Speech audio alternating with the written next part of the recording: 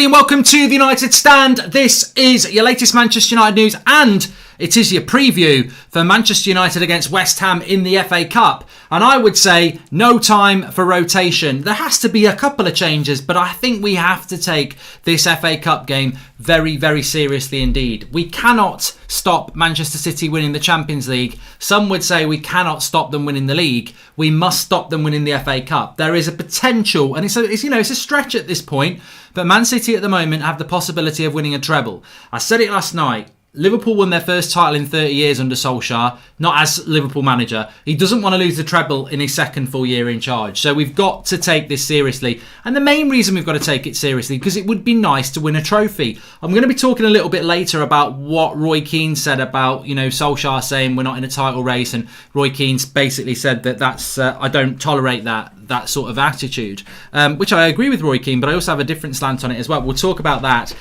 But I do think that if we get second place in an FA Cup this season, that would be a progressive season for us based on where we were at the start of the season. And I keep saying this, it's really important where we were at the start of the season and what our aspirations were there and our expectations and where we are at the moment. It's really disappointing what's happened in the last few weeks with City moving away, but we are still ahead of where we thought we were going to be based on what happened or what didn't happen in the summer transfer window. So let's start off with the game against West Ham. This is a big game and it's quick turnaround. I mean, look, this season you snooze, you lose. You have to go game to game to game to game. We played Saturday night. We're now playing Tuesday night. Tomorrow night, if you're watching this on Monday night. And West Ham are doing well. West Ham are doing well. There will be no Jesse Lingard. There's more chance of me starting for West Ham because Jesse Lingard can't play because he's on loan. But they're still a good team. Soucek can play. Shouldn't have had a red card. He's quite right that he's going to play. Declan Rice is a player we like. I'm looking forward to looking at him. But I still think West Ham are a good side. They've got good players. They're well organised. And they will be a threat for us. And there is no home advantage really, other than the fact that we don't have to travel to London. So it will be a big game for us, and I want us to go out and win that. And obviously, with no Pogba in the team, we'll start off with how we're going to line up. Now, I do have some things to talk about a little bit later in the show.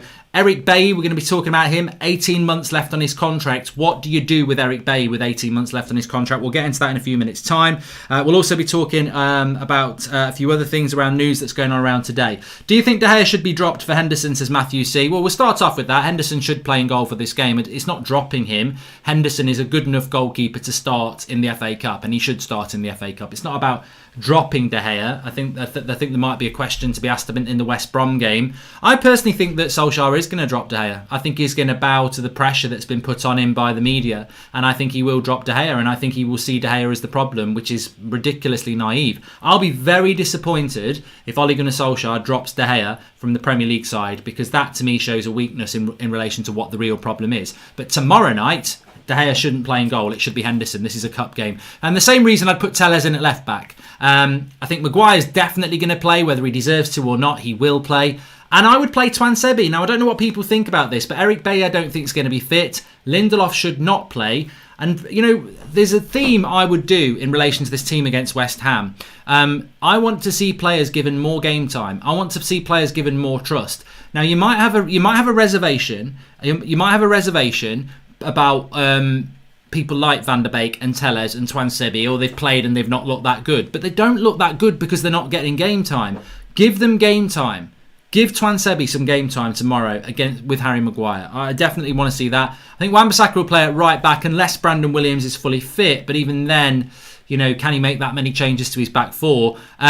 I think he will play McFred, but to be honest with you, this is what I would do. I would not play McTominay. I would play Fred. I would not play Matic. I don't think Matic is up to playing this game, to be honest with you. And I would play Donny van der Beek in the midfield. I think it's really important. It's now. Pogba out, Van der Beek in. This is a big decision for Solskjaer to make. We haven't got Pogba for up to 6 games. He will not be playing against West Ham. He will not play against West Brom. He will not play either game against Real Sociedad in the Europa League. He won't play against Newcastle, and he probably won't be playing against Chelsea and Man City. 6 games that really define our season. We could get pulled down in a race for top 4. We could get knocked out of the FA Cup, and we could get knocked out of the Europa League. So we have got to find a way to provide a creative outlet that isn't just Bruno Fernandes. We've seen it many times this season.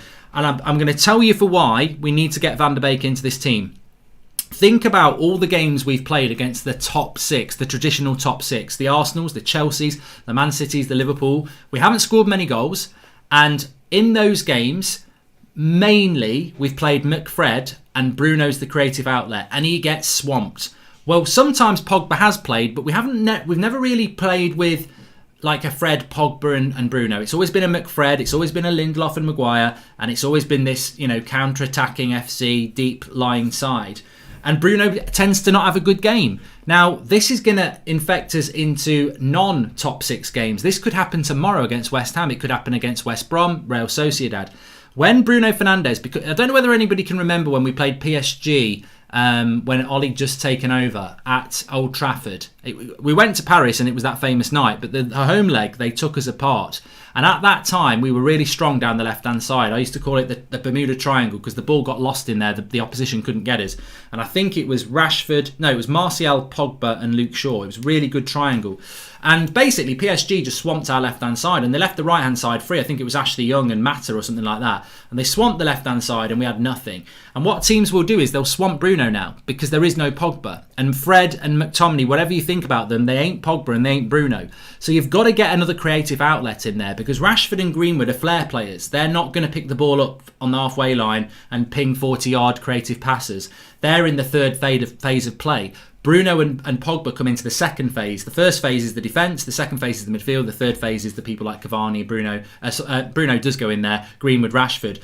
What we've got is Bruno who drops into the second phase, but you need somebody else in there, and that's where Pogba's been very good in the second phase of the attack. Well, we haven't got anybody there. So over the next few weeks, we might get knocked out against West Ham tomorrow and Van der Beek might take a bit of time. But over the next few weeks, I think he's got to blood Van der Beek in. He's got to get Van der Beek in because Van der Beek is the only player other than Pogba and Bruno who can provide creativity in that second phase. And we've got to get Van der Beek in. Now, you could put him off the left and give Rashford a rest, but long term, that's not going to work. I think we've got to find a way to get Van der Beek in and literally, and what I'm saying here is, Bruno plays every game, but Pogba's been playing every game. And sometimes it's the right, and sometimes it's the left, and sometimes it's next to Fred, and sometimes it's next to McTominay. Van der Beek must now be given that Pogba role. Whether it's off the right, off the left, or in the midfield, he's got to be given that role. Now, if you don't give him that role, let him go in the summer. Because this is exactly why Van der Beek is at this club. He's here to replace Pogba. Well, Pogba's injured. Give him the chance. And look, it might take 2 or 3 games, but I, and many of you, have got confidence that he will be the right man. If he doesn't do it, and I've got to be honest with you, I don't think he will. I think we will see that. If he doesn't do it, we may as well sell Van der Beek because now is the time. Now is the time. We've got a bit of a cushion in second place in the league and we've got 2 winnable games. We've got West Ham and the FA Cup.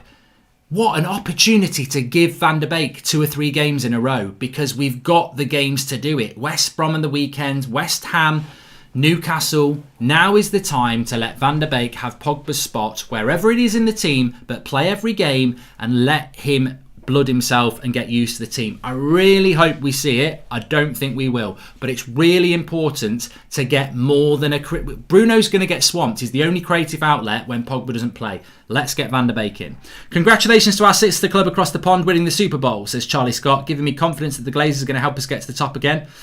I watched the Everton game back and I noticed as soon as Pogba came off and Fred came on, Cavani started coming deep to get the ball. We need Donny. Sean negative Turner. I think it's very, very obvious that we do. And then obviously my front three, I think Martial's got to start this game. Give Cavani a rest. You know, we have got a lot of football still to come this season. We've got Europa League next week. That's relentless. We've got 2 big games in the Premier League. Martial scored 2 goals and got an assist in 45 minutes. He didn't even get on the pitch against Everton. Martial deserves to start this game. Squad vibes, squad rules, squad game. Use Anthony Martial. Give Cavani a rest. He can play against West Brom. So I play Martial up front. Definitely play Greenwood off the right. I agree with Ollie. We said it after the game. I thought Greenwood was really impressive. And I always like performances when people play well and they don't score a goal because the football connoisseurs or the people who think deeply will go, you know, I've seen Bruno have his best game for United when he hasn't scored a goal or got an assist. And I think Greenwood had probably his best game of the season for me on against Everton and he didn't score. So Get Greenwood on the right. He needs games. He's playing catch-up anyway. Off the left, he'll probably play Rashford. Maybe Ollie intentionally said we're not in a title race just to ignite a spark in the players. Anyway, the players should get angry and prove the manager wrong, says Per Eric Klassen. We'll be talking about that in a minute. As for West Ham, they are playing very, very well at the moment. They're 5th in the league. They will be definitely trying to beat us. Moyes will put a strong team out. Just very quickly on West Ham for a minute. They will put a strong team out. They're not in the Europa League. They can go stronger in this. They want European football next season. They're in 5th in the league. They'll do well to hold on to that. But the FA Cup could be an outlet where they could win something and get into Europe. So they will take it very seriously. And this game tomorrow night, although we're disappointed about what happened in Everton, we're 2nd in the league. We've got to focus on that after Tuesday night. But this FA Cup game is way more important than I thought it was going to be. I think I'm up for this game more than I was the Liverpool one in the FA Cup because the way the season's gone in the last 2 weeks, because we've basically made it very hard to win the league, and because Man City are looking very good, and this is the real opportunity for us to stop them winning potentially a treble, and because I think we desperately do need to win a trophy to, those players, that team's got a lot of potential, but it needs winners' medals. It needs to believe. It needs to know that it can win things. So I think this game against West Ham takes us into the quarter-final. To me, it's already shaping up that it's going to be us or City if we can get past West Ham. So, and I know Chelsea is still floating around, and maybe Spurs or Everton, but we've got a real opportunity. It's a massive game, and we've got to go and win it. And West Ham are a good side, so I'm looking forward to it. I think we'll win it, and I'm going to go 2-0, but we've got to go for it. Mark, do you think with City going ahead, we should try more to get a trophy like the FA Cup or the Europa League, says Chubba? I don't know what everybody thinks, but I personally think that we've got to keep the foot down on the Premier League. We can't let up on the Premier League because we've got a bit of a gap, but there's a lot of teams behind us. I would like us to win a trophy, and I think the FA Cup is an opportunity to do that. But we've got to be very, very careful in relation to how we go into this game. I think too many changes will be a problem. That team there's 2 or 3 changes, which is fine because we've got to use some of the, Alex Telles, I daren't call him a squad player really. He needs some game time, and I think Luke Shaw needs some time off. But he might go stronger than that. He might play Luke Shaw, he might play Lindelof, and he might just go with, maybe just Martial for Cavani. He might go even stronger. But Ramos to Manchester United is a load of shit. I've said this many times before. It doesn't mean it won't happen, but wherever people are getting this story from, and the one I heard this morning was that he's flying in for a medical. Sergio Ramos has a knee injury and is probably out for at least 2, 3, 4 weeks. So how is he going to fly into Manchester United to do a medical? Moving on. We've spoken about Bruno, spoke about that. 6 games, West Ham. Oh, just a big shout out to Shola Shortire as well from the youth setup. Hat-trick last week. There's been rumours of a new contract. It has been signed now. It's his first professional contract at Manchester United. This is a big deal. This is a big deal because, look, there's a lot of young players that have been given professional contracts at Manchester United who never touch the first team and end up going to play for other lower clubs. But I've said it. I've seen him a few times. I like the player. I'm not going to put any pressure on him. Maybe he will never wear a Manchester United shirt, but he has got those sort of Saka vibes of at Arsenal, and he looks good. He looks really good. And let's see what happens now. He's going to start playing with the training with the first team. So we'll see what will happen with that. I don't expect to see Diallo. No. Mark Green. I know this, Christopher. I know. Europa League should be a chance for those players who doesn't have much sharpness to gain it and then be ready to do a job in the Prem, says Doobie Guy. I do agree with you on that one, and I do want to see in the Europa League, just very quickly, I do, because it kicks in a week on Thursday night, 6:05. You know you're in the Europa League when you're playing at 5 to 6 on a Thursday night. Yabba dabba don't. But the reality is we have got to use the squad in the Europa League. Now, look, if it's Mata and Dan James, it's Mata and Dan James. But they are bench players, so you've got to use them. We cannot play strong teams against Sociedad and then play strong teams at the weekend 2.5 days later. We will implode. We will pick up more injuries. We will get tired. We will get fatigued. Brady was the missing piece for the Bucks. They already had a great defence. We have a great attack. All we need is a proper centre-back and CDM to complete, says Kevin. Yep, I think I agree with you with that one. And who do you think will come up to the first team from the youth setup, says Anamusa. Well, Shola Shortire is going to come up. Diallo isn't really a youth player. He's just been playing with them. Hannibal Mabry will come up as well. And I don't know whether he's ready yet, but I do think they'll be looking at Hugel, the striker, as well. But there's a few players who can make their way through. There are a few players that could get their way through. So I don't really want to pinpoint anybody because I think they've all got opportunities. Thoughts on Konate rumours in the Independent, says Salah Ahmed. I've not seen it, Salah, so I'd have to go and check that. But actually, did you see the stories on Koundé being our number one target for the summer from the Independent? Says sorry, not sorry. Well, I hope there's something in that. Maybe I can bring that into the morning show. What will it take for Ollie to start to utilise his subs more effectively, says Forever United? Well, What it will take is fatigue, poor performance, and injury. That's what it will do. We've lost Pogba. He's got to replace somebody somewhere with Paul Pogba, and ultimately that means that's an opportunity for others, isn't it? Ramos is going to United. No, he's not. And why did you read it in that accent? Says Sam. I just mess around with my accent sometimes. Yeah, Galbraith is a good player as well. I do want to talk about what Roy Keane said about United and Solskjaer's comments, but I just want to talk about this first. We're talking about signing a centre-back in the summer. What is the comment section opinion on Eric Bailly? What is your opinion on what we do with Eric Bailly? Now, I'll give you a bit of background to this. Eric Bailly, most Man United fans agree that we need a centre-back, and most Man United fans would like to see a Varane, a Koulibaly, an Upamecano, a Koundé, a Konate, a top-quality centre-back, even a Ramos. They want to see a top-quality centre-back at Manchester United. We've got Axel Tuanzebe, Harry Maguire, Eric Bailly and Victor Lindelof. We've got 4 centre-backs. If we're going to buy a top centre-back, who's going to go? Somebody's got to go. Who's going to go? Now, I don't think it's going to be Tuanzebe because he's still young and up and coming. I don't think it will be Lindelof. I don't think it's definitely not going to be Maguire. So is Eric Bailly a player that we should move on if we're going to bring in a Koundé or an Upamecano, etc.? Now, Eric Bailly has got 18 months left on his contract. This is relevant because it's just as relevant as Jesse Lingard and Paul Pogba. They've got 18 months left on their contract. If we don't offer these players or get them to sign contracts in the summer, they will go the following summer for free and be talking to clubs in Europe from January next year, less than a year away.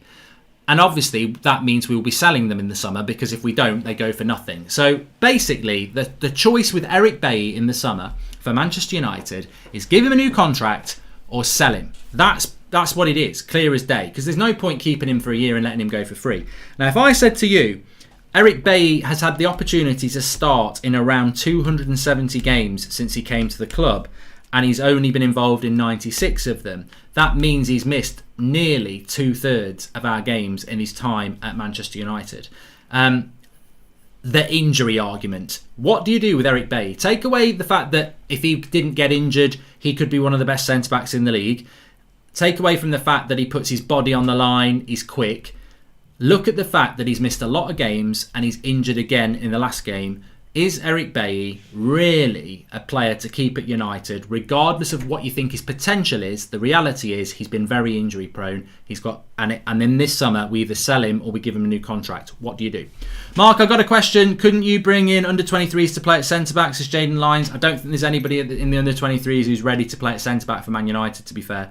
Mengi was the one, and obviously we've loaned him out. Mark, we've done that one. And Mark, can do me a favour. I remember you said Van Nistelrooy was not a legend. I agree. Great player. Yes, my cousin thinks Henderson is a legend. No way, says Terence Kirk. Henderson's a legend. Come on.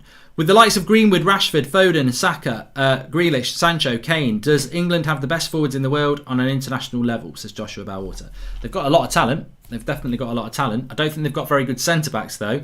And I'm not convinced about the midfield, but they have got a lot of talent in that team. Talking about Eric Bailly. Bailly is important for the dressing room, says Ibra. Oh, no. I'm not having this. We don't need cheerleaders. We need footballers. If you're a good first team player and you're good in the dressing room, fantastic. But I don't want cheerleaders in the club who can't contribute in the team. We've got leaders in the dressing room. We've got Bruno Fernandes. We've got Edison Cavani, and they contribute on the pitch. We don't need somebody who's just good to be around the dressing room. If you want someone like that, employ Peter Kay. He can tell good jokes. Did you know that Mason Greenwood knows who you are? This story is just going on and on and on and on. Anything with Tom. Every time I stream, I keep getting asked, do you know that Mason Greenwood knows who you are? It's just an Instagram story where I was mentioned and he said, oh, he's that guy off YouTube. It doesn't mean he watches it, doesn't mean anything. I'd get rid of Bailly and try to sign Konate and Koundé, both quick and young, says Tierno Barry. I want to know what people would do with Eric Bailly, considering we've got to sell or give him a new contract in the summer and he's very injury prone. What would you do with him? Considering many people said giving Phil Jones a contract was ridiculous, I'm going to be absolutely honest. Tom Goss says, I'd keep Bailly and loan Twan Sebi for 2 years, Mark. Mark, I forgot his name, but the under-23 player that is going to train with the first team follows you on Instagram, says Amariza. And keep Bailly for cup games and bench players, says 21st incoming. Sorry, says anything with Tom. No, mate, it's fine. It's absolutely fine. You might just be aware of it. Good in the dressing room, same reason we kept Mata, says Ryan FTW. Exactly. We're paying Mata over 100 grand a week because he's liked in the dressing room. And I like Mata, but, you know, if you want... You know, being liked in the dressing room is... This is the sentence. This is the line, right? Being liked in the dressing room isn't going to close the gap on Man City. It isn't. Being good on the pitch is. And that's what United need to do. And we're going to talk about that in a minute, about what Roy Keane said. But honestly, Ollie needs a defence coach. So Srinch in. Even the under-23s are shipping goals. Defence is not a thing at United. Sal Bailly and Jones, new defender plus Mengi. What would I do with Eric Bailly? I would let him go in the summer, and it would be with slightly a heavy heart. But actually, I don't do heavy hearts because I just think if you want to be the best, you've got to beat the rest, and you've got to be ruthless to do that. We've still got a lot of deadwood to ship out of this club. So I would, you know, as I've said, I like Mata. Goodbye. I like Eric Bailly. Goodbye. You know, I don't dislike any player that we've got because it's not a personal thing. It's about football. It's about footballing ability, and I think any player who's in the Manchester United squad should, you know, even if it's their best mate, if they're not performing, they shouldn't shed a tear if they leave on a professional level, because this is Manchester United Football Club. Manchester United Football Club means more than any other football club as far as I'm concerned. And to be the best, you've got to beat the rest, and you've got to have the best, and you've got to have the best players. You can't carry people for history reasons or charity reasons or because they're good in the dressing room. Or, you know, you can't carry people who are good but are never fit. So for me, if you want your Upamecano, or you want your Koundé, or you want your Koulibaly, or you want your Ramos, or you want your Konate, then you've got to let Eric Bailly go. Because if Eric Bailly has only been fit for half the games he's been here, or whatever it is, then he's got to go. Because I've said this many times before, you could have the best centre-back in the world, but he only plays half your games. You could have, you know, a player like Upamecano who plays 3/4 of your games. Well, I'm going to take Upamecano over the best centre-back in the world because he's going to play for me more. Sometimes a player who gives you 8 out of 10 every week but plays 75% of your games is better than someone who gives you 10 out of 10 every week but only plays 50% of your games, because you need them on the pitch more. So for me, I like Eric Bailly. He's clearly never going to stay fit. In relation to his injury record, I don't trust him. He's always going to be injured. It's not his fault. He's just an injury-prone player. I would move him on because that's the ruthlessness that we need in this club. I think Solskjaer will move him on. I think he will move him on because I think Ollie is ruthless, and I think he will. You know, he's done it with Fellaini, he's done it with Lukaku, he's done it with Sanchez.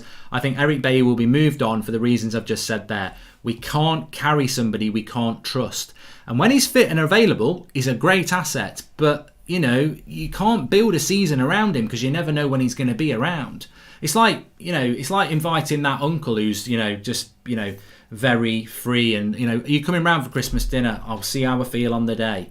But what time? We're having dinner at 2 o'clock. If I'm there, I'm there. Right, I'm not laying you a place. You're not invited. Sod off. You know, because I need to know. I'm not having it. And I think that's what United need to do on this. But it's a shame because I think if Eric Bailly had stayed fit, he could have been something really special at United consistently. But let's not forget, it wasn't Ollie who bought him, and when we did buy him, just like with Delo, we bought a player who had a very recent injury record. He was injured 3 times just before we bought him. In the year before we bought him from Villarreal, he'd been injured 3 separate times, Eric Bailly, and it's continued since we brought him in. Mark, I'm hoping against all hope that the Glazers will get the players we need now that the Tampa Bay has won the Super Bowl. What do you think, says Sammy? I don't think the Glazers winning the Super Bowl will make them do anything at United, but I hope it does. I think there's more chance of them doing something from winning the Super Bowl than doing something if they'd lost the Super Bowl. But we'll have to wait and see. I got a question. Couldn't you bring in? I've done that once from Jaden. And Mark, if you remember when we were second under Jose, we had the best defence in the league by stats. Now we have the best attack. Board enraged me with their poor investment and timings, says Finn Carney. And also, what if United were to go in for Diego Carlos, says Samir. Snaps, and Cardiff will repeat itself, says John Poole. I'm not going in for any anti-Ollie stuff. Ollie gave Jones and Pereira long-term contracts. Is he really that ruthless? No, he didn't. He didn't give. Don't know Drew. Ole Gunnar Solskjaer did not give the 5-year contract to Phil Jones. And I'm not having this because I think sometimes Ollie gets criticism that you can say is fair, but you've got to call out the fake information. And the reality is, Phil Jones was given a 5-year contract in the January. Ole Gunnar Solskjaer had only been in post as an interim 6 weeks maximum by the time we gave Phil Jones that contract. Ole Gunnar Solskjaer came in mid-December. Phil Jones was given that new contract before Ole was made permanent manager. An interim manager would not have given the okay on Phil Jones' contract. I don't even know if a manager gets the okay on contracts anyway, because it might not be within his remit. That might well be dealt by Ed Woodward or somebody else, because that's not necessarily for Ollie. But certainly, you don't come into a club in mid-December, walk into Ed Woodward and say, I'm the interim manager, give him a 5-year deal. That deal will have been worked on before Ollie even came into the club. That was just finalising the deal. That deal could have been done in September and they would just wait until January to do it. So Ollie would not have had the authority to sign that deal off when Manchester United at that point didn't even know if he was going to be there. That was a club decision. That wasn't Solskjaer. No, I'm not having that. And Pereira's one might have been the same. I can't remember when Pereira signed his, but definitely not the Phil Jones one. How do you know Ollie didn't agree to the Jones deal? I've just explained it, Nira. I've just explained that. Welcome to the Members Club United. And Mark, I would let Bailly go even though he's quick. Upamecano is perfect. I feel like he can give us 100%, says Philippe Loves Goldbridge. Oh, I didn't know that. Obviously, I've been drawn into that. And Mark, I tweeted you the Maguire block on career mode to Sam Diamond at United_Sam10. I'll take a look at that. I have seen it now. Mark, not football related, but what do you think about Boris opening the pubs on the 30th of February, says Kane. Well, he's going to struggle to do that because February hasn't got 30 days. So I say you're a troll there, Kane. And we need a clear out in the summer, says Neil Fish. We've needed a clear out in the summer for bloody about 5 years, haven't we? Get Sancho, Rice, Grealish and Koundé in the summer and we'll be closer to winning the title. Daniel, I'd love it, but it won't happen. Right, let's talk about what Roy Keane said yesterday. So, I don't know when Solskjaer said it. When did Solskjaer say it? Did he say it before the game or after the Everton game when he said we shouldn't be considered as title contenders anyway? I think it was before the game. So Roy Keane's commented on this and he's basically said, you've got to believe you can win it if you're a Manchester United player. And I don't tolerate this idea that we shouldn't be considered as title contenders. And there's two trains of thought on this because it goes with what we were talking about a couple of days ago that, you can't just be happy to be there. And I think a few people have levelled it at certain United players that we got top of the league in January and they took their foot off the pedal and they were just happy to be there. Look at the Sheffield United result. That was unforgivable from a position that we were in. To drop 3 points against bottom of the league, who at that point had only 5 points. That was a terrible 3 points to drop. And yet we had the opportunity to go back top of the league that night. So, why didn't we do that? Why haven't the players got this winning mentality that many people keep saying they haven't got? And I think this is what Roy Keane's sort of saying. It's like, you can't have this mentality that you're just happy to be there, that, we shouldn't be considered in a title race. If you're at the top of the league and you're United, you should believe you're going to win the league. But that's Roy Keane. This is why Roy Keane, as a captain in his prime in this team, would make us title winners, because that is just for anybody who's not old enough to remember what Roy Keane was about as a player, and for me, he's my favourite player that I've seen alive for Manchester United. Like, you know, there are better players than Roy Keane in our history, but in my lifetime, Roy Keane is the one player I would bring back, especially at the moment, because he has that elite mentality. So when he hears Ole Gunnar Solskjaer say we shouldn't even be considered title contenders, and he sees where we are in the league, Roy Keane automatically thinks, hold on a minute, this is Manchester United. You're at the top of the league. You've got to totally believe you can win that league. You can't be coming out with, we shouldn't be considered title contenders when you're second in the league. And, you know, up until recently, you were within touching distance of the top, if not the top. And there is this sort of feeling that some of our players, based on how many semi-finals they've choked, based on the fact that we've now gone from top to being 8 points off it effectively, that they don't have that killer instinct, they don't have that belief, they don't have that winning desire in them, and that there is this sense of, we're just happy to be here. And it is interesting, but I do want to know what everyone else thinks, because ultimately, if you say we shouldn't be considered to be a title contender, does that not send a message to the players that they're doing well enough, they don't need to go that extra stage? Because the one problem I've always had with we're a work in progress, even though we are, and I've even said Solskjaer's still a work in progress, so I don't want to be a hypocrite to myself, but the problem I've always had with work in progress is that it's an excuse. It's a ready-made excuse. If you know you're a work in progress, then do you have that fear of failure? Because, you know, if your boss says to you tomorrow, here's an assignment for you, but I know you're a work in progress. So, you know, if you don't do it the way I want you to do it, or you fail, you're a work in progress. Just do your best. That's in your head straight away. The pressure's off a little bit. It's like, well, I'll do my best.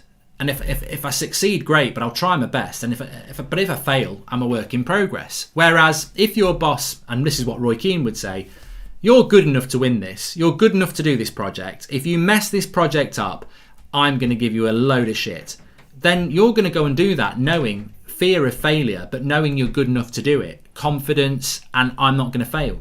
So I can see where Roy Keane's coming from. It's basically a clash of personalities. It's a clash of ideals. It's a clash of ways of doing things. And, you know, you've got Roy Keane, the Premier League captain of Manchester United, the best there's been. And then you've got Ole Gunnar Solskjaer, the manager, who's trying to be realistic. And, you know, I agreed with what Ollie said, to be fair. But let me just read some of your comments first. Hi, Mark. Will Ollie be able to accept that he was wrong on Maguire and demand 2 world-class centre-backs, says Chinmay? No. I said this morning. Ole Gunnar Solskjaer, don't think about selling Harry Maguire. Don't think that Harry Maguire's going to go out the team because Ollie spent 80 million on Harry Maguire. He's going to stand by his man because he's staking his reputation on it by buying him. So he's not going to get rid of Maguire. Mark, when I said legend, I meant Jordan Henderson. He said he's a legend of Liverpool. I just want your opinion on that. Good player. Yeah, no. Well, I'm not Terence. I can't comment on who's a legend for Liverpool. If Liverpool want to call Jordan Henderson a legend, then I would say, well, when you're scraping the barrel, you'll find shit, because Man United, our Legends Club is so elite that we can say that players that would be legends at any other club in the league are not in the Legends Club. So, you know, maybe it's difficult for Liverpool. Maybe Jordan Henderson has to be a legend because they haven't won a title for 30 years. That's the first one. So he probably is a legend, because when I think about Liverpool legends, in the last 30 years, probably Gerrard. I mean, they probably think Carragher's a legend. I don't think... I mean, Carragher was good, but he would not be a legend at Manchester United.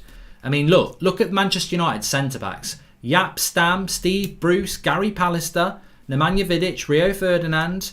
They're all better than Jamie Carragher. Straight off the top of my bat. And they're not all legends of the club. So, you know, Liverpool Jordan Henderson probably is considered a legend for Liverpool, because it's a long time since they've had the quality of legend that we've had over the last 30 years. I mean, Liverpool have got good players. Kevin Keegan, John Barnes, Ian Rush. You know, they have had some really good players over the years. But in recent years, you know, Keane for manager one day. No, I don't think Roy Keane is a manager, in my opinion. No, Mark. Sir Alex would be kicking their arse. Well, Michael Jones has just led into something there. There is absolutely no way. I mean, Roy Keane and Sir Alex Ferguson may not get on now, but as footballing colleagues in their prime, they were like, basically Roy Keane was Sir Alex Ferguson on the pitch. Sir Alex Ferguson would have the attitude that Roy Keane's got. If you're United and you are second or first and you are within touching distance of the top, you're winning that league. There is no excuse. I'm not allowing you to think you're a work in progress. You're winning this league. The problem is with United, we've done so bad over the last 8 years that when we get to second place, we've got a squad full of players that don't really know what it's like to win. And we've got a manager and coaching staff that are trying to rebuild everything and they're a work in progress themselves. So when Solskjaer was asked that question recently and he said, we shouldn't be in the conversation for winning a title, some people are going to take that badly like Roy Keane did, but some people are not. And I actually felt that what he was actually... I interpreted it like this. I thought it was a brave thing to do, but I think what he was saying is, that team ain't good enough to win a title. I need more. Now, whether he should say that publicly or not, I don't know, but I actually respected Solskjaer saying we shouldn't be considered title contenders because we all know that. We all know that. So would it not be more deluded if Solskjaer came out and went, we're in a title race? Because that would be more scary because you'd think he thinks that team can win the title. So I think Solskjaer's in a rock and a hard place here. I can understand why Roy Keane and others would say, yeah, Man United, you should be in a title race and you should be getting more out of those players, because I think we should get more out of those players. They shouldn't have lost to Sheffield United. But on the other hand, I agree with Solskjaer that this team needs more, and it isn't a title winning side in my opinion. But it all comes back to the same thing. The manager doesn't need to be sacked. Most of those players don't need to be sacked, but the board need to support the team, the players and the manager. And then I think we can become a title winning side, because I think we're definitely improving. We are definitely improving. And it goes back to what we were talking about at the start of the video, that honestly, I don't need to go back and watch clips at the start of this season. When that transfer window closed and we'd lost 2 of our first 3 games, I said, I don't think we're going to get top 4.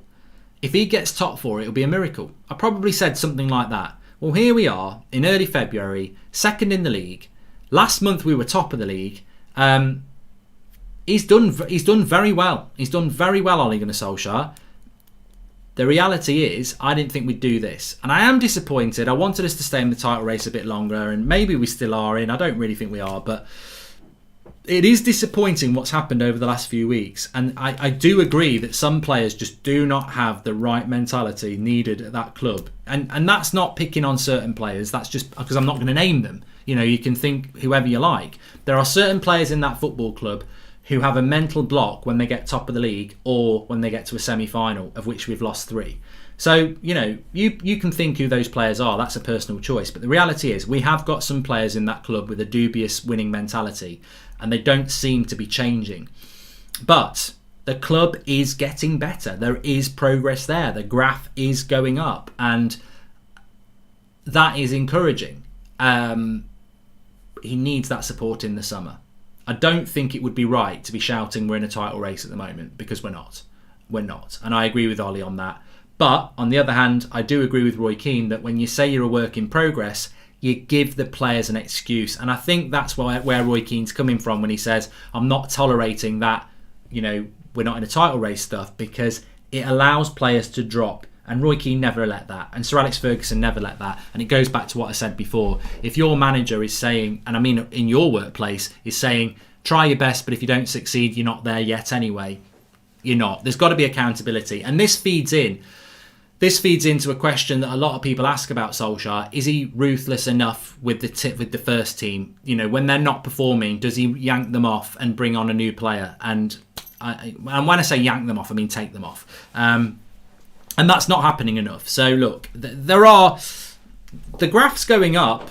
Will it get to where we need to get? You know, if that's the title, and we started down here with Ollie, and we are going up, and yeah, it's been a bit bumpy, but we are going up. Doesn't mean we're going to get there. We might go up and then go stabilise, and we might drop. And that's the interesting thing we're going to find. But the board have got to back him. Are you convinced that Fred is a good enough midfield for us? Look at City's midfield. Fred for 50 million has gone unnoticed. We absolutely got robbed, says Ibrahim. And Mark Lindelof was decent before Maguire too. He hasn't gone bad. Lindelof with Mengi or new centre-back of Maguire's height and better sense can do wonders. Till when do we carry Maguire? Says Chinmay. Solskjaer's going to carry Maguire because Solskjaer bought Maguire. It's his star signing. It's the most expensive centre-back in the Premier League. He's not going to kick Maguire out of the team. But I do agree with you, Chinmay. I think if Lindelof played with Bailly, Lindelof would play well. When Maguire plays with Bailly, Maguire plays well. When you play Maguire and Lindelof, They don't work. Mark, in your opinion, what qualifies for a player to be called a legend, says Per Eric Klassen? Yeah, get your questions in. Please smash a like on the video, by the way. I am going for 2-0 for Manchester United against West Ham. I've said this before. I mean, I don't know what you would say. Well, I'll play a little game with you then. Legend or not legend? Legend of the club. Let me think of a good one that will divide opinion. Is Patrice Evra a legend of the club or a United great? Now, for me, I do this with world-class players. I don't chuck the term world-class around easily. To me, there are 11 to 20 world-class players at any one time. There's not 30 or 40 because you make the club too big. And the Legends Club at Manchester United, again, should not be too big. You might have 50, 60 legends. I personally would rather have 10 to 20. So in that case, I don't put Patrice Evra as a legend. I put him as a United great.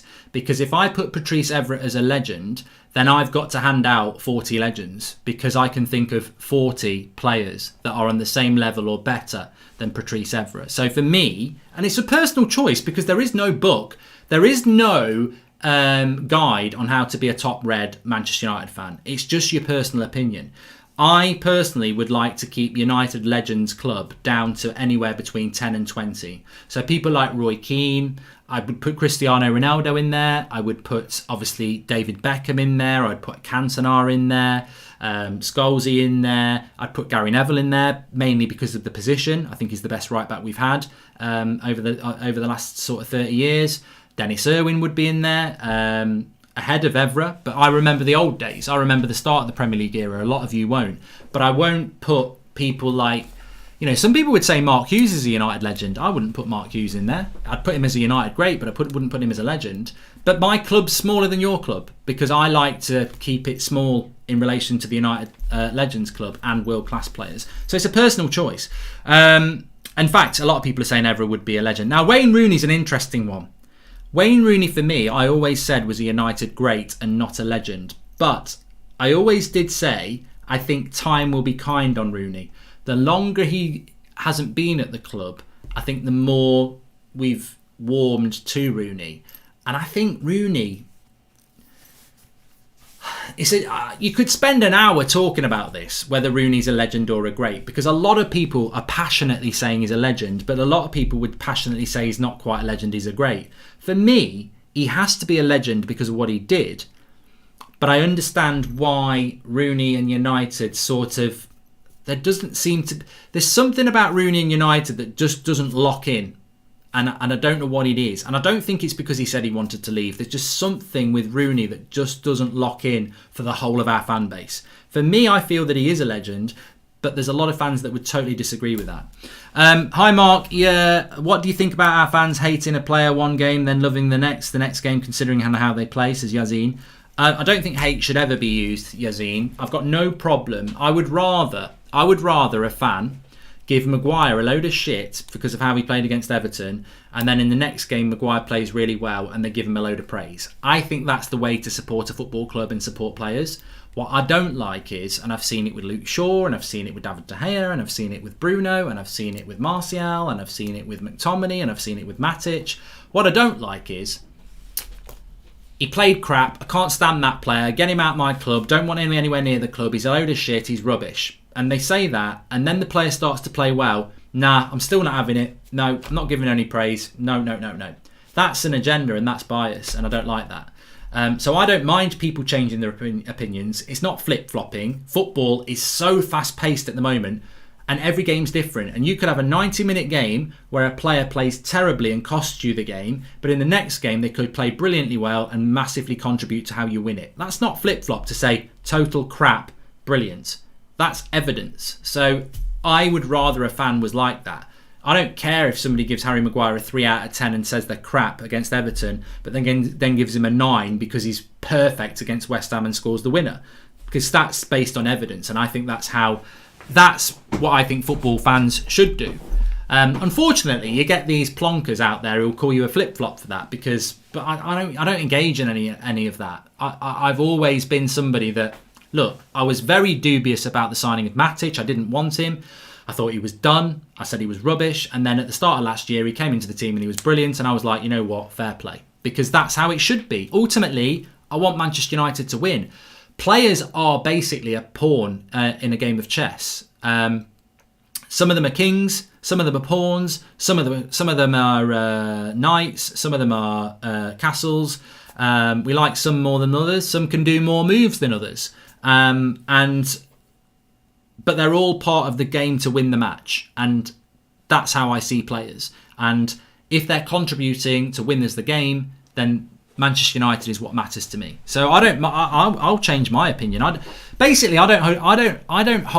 me, football is the be all and end all, of course, but it's also an entertainment business. And I don't know a lot of these players personally. So I just talk about how they perform in the pitch. For my club, when they put that shirt on, I feel that we own them as fans and they're playing for us. If they don't play well enough for that shirt that means so much to me, then I'm going to be critical of it. If they do play well, then I'll praise them. It's an entertainment thing. They should realise that. It should never. This is what I was talking about this afternoon about the abuse that Mike Dean got. This is a game. It's a very important game, and we spend hours debating what went wrong in a game after it's over before the next one comes round. But we should never spend hours or time trying to abuse that man privately or his family or threatening them. That's vile. That never should happen. It should always just be about their performance as a footballer. And I've got no problem with people having the opinion like that, as long as it doesn't wander into vile abuse, which we've seen. Keane wasn't a good manager. Solskjaer isn't worse. Klopp said Poole played good enough against City. That is worse against City, says Chelsea. And would you call Solskjaer a legend, says Tommy Erlinson. What a question. People who change opinion. Sorry, let me just read this super chat out. Is Solskjaer a legend? Get in the live comments. I will read that. Ryan Giggs is a legend, 100%. Ryan Giggs can't not be a legend of Manchester United. Like he can't. You're not. And also, let's just remember, this is really important in life, but in football as well.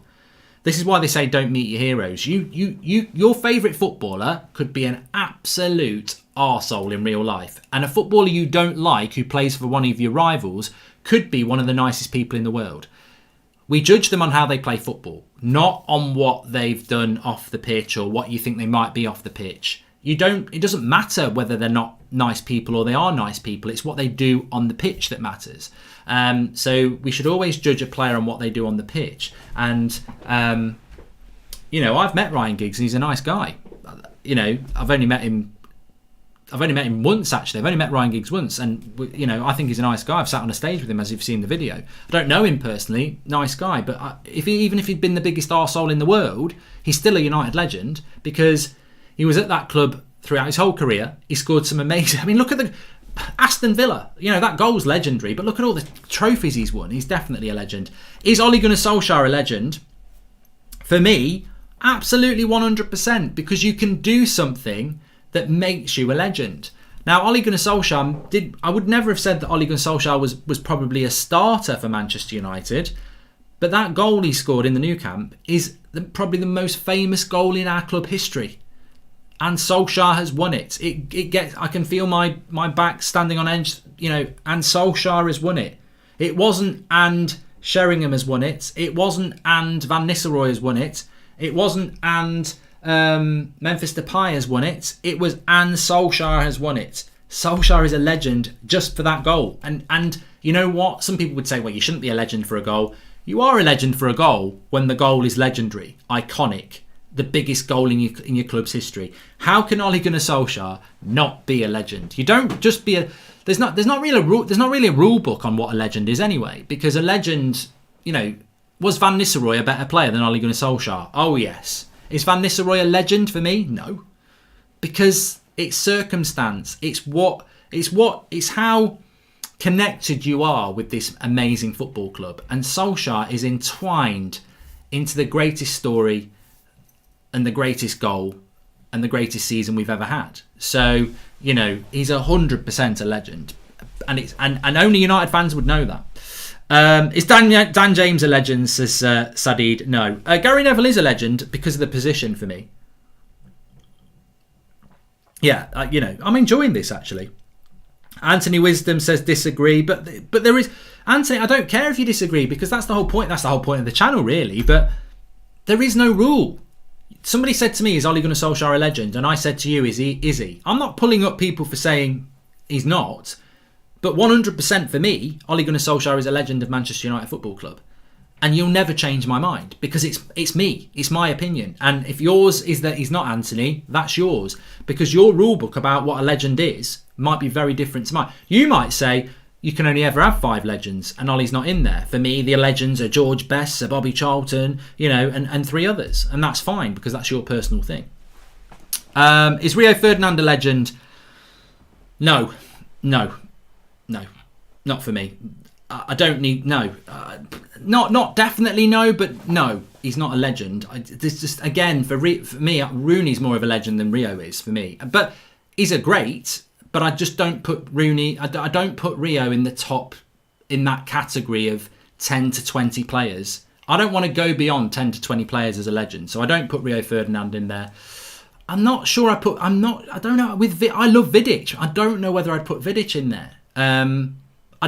The best thing for me to do would be to write a list and see where I get to on definites, and then I'd start saying, well, I can't put that in, I can't put that in. And as I said, for me, I'd only want 10 to 20 legends in there. And of course, people would say, how can you put Gary Neville in there and not Rio Ferdinand? But again, it's about the intertwining of the club, isn't it? Gary Neville came through the youth setup. That straight away gives you a tick on the way to the legend box, doesn't it? If Anthony Martial and Marcus Rashford had the same career, Rashford would have more chance of being a legend of United because he came through the youth setup, which is a big part of what this club's all about. To be a legend of a club, you've got to be part of the identity of the club. Well, the identity of Manchester United is winning well, and youth. They're 3 of the big core principles. Well, Gary Neville ticks that box, doesn't he? Rio Ferdinand doesn't. Vidic doesn't. So Evra doesn't. So greats, not legends. But this, as I said it at the start, this sort of a debate could rage and rage and rage. Oh, Galbridge doesn't think this player's a legend. Who gives a shit? Because it's just what I think. What you think is for you. And this is the great thing about this great game. Always back your own opinion. You don't need to argue with the people if you're confident in what you believe. I'm not going to argue with you.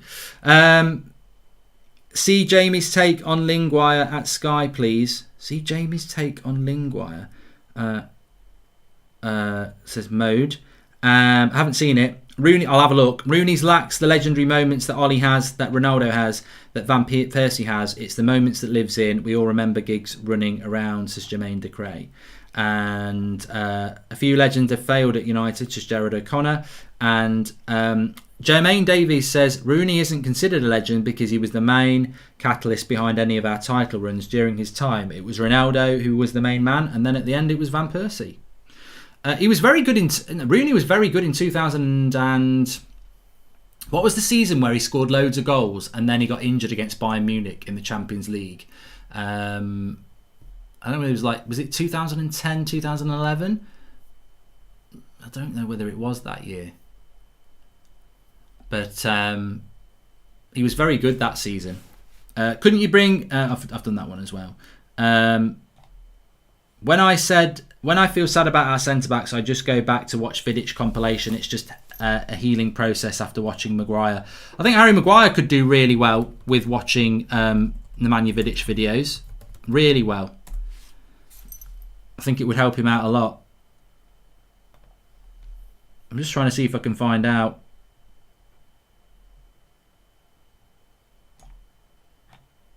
Let's have a look if I can find out what he said.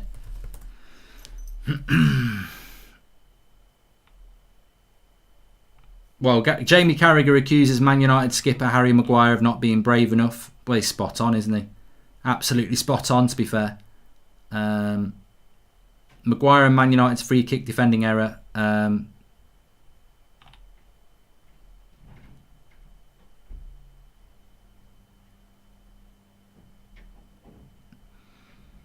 Carragher saying maybe Maguire tried to take too much responsibility on the Everton third goal. Could that partly be because he knows De Gea isn't so dominant in those situations? He's nowhere near the ball. Nowhere near the ball. No. I think we all know that Maguire was at fault for that, but there we go. Anyway, thanks everyone for watching. Smash a like on the video. We've got another match tomorrow. I have to tell you what, I've really enjoyed that show tonight. It was a tour de force of good topics and also a preview as well. So big shout out to all of you lot. Absolutely brilliant. Smash a like on the video. Subscribe, bottom right hand corner. We are back live tomorrow morning around 10 o'clock, and then we've got the watch along tomorrow evening. Remember, it's a 7:30 kickoff, so a bit earlier, which is nice. And have a great evening or day, whatever you're doing. Stay safe. Lots of stuff to get through in that if you've joined us a little bit late. Really enjoyed it. Big shout out to all of you. I enjoy every show, but some of them stand out, and I thought that was a real standout show. So thank you very much for all the questions. Absolutely brilliant, and take care and stay safe. Speak to you in a bit.